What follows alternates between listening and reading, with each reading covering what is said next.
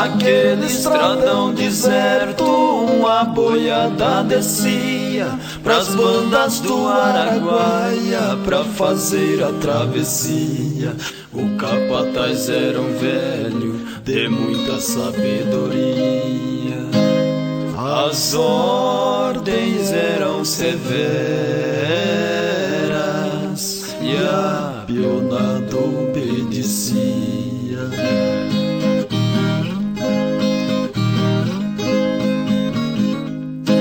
O ponteiro, moço novo, muito desembaraçado, mas era a primeira viagem que fazia pra esses lados. Não conhecia os tormentos do Araguaia afamado.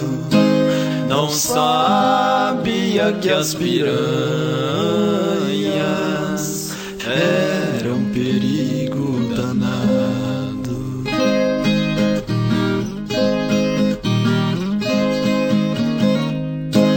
Ao chegarem na barranca, disse o velho boiadeiro: derrubamos um boi na água, deu a ordem ao ponteiro.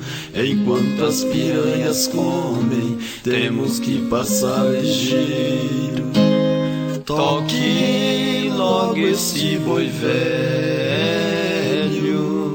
que vale pouco dinheiro.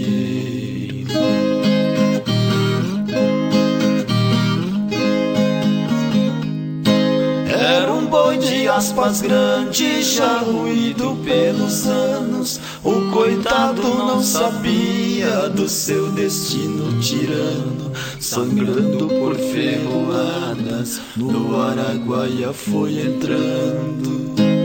As piranhas eram loucas e o boi foram devorando.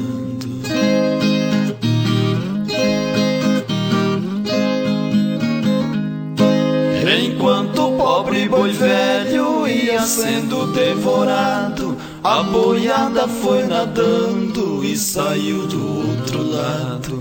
Naquelas verdes pastagens tudo estava sossegado.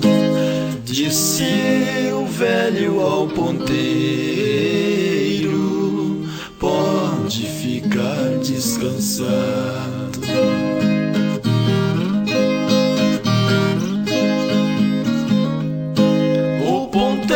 Revoltado disse: que barbaridade, sacrificar um boi velho, pra que tanta crueldade? Respondeu o boiadeiro: aprenda esta verdade, que Jesus também morreu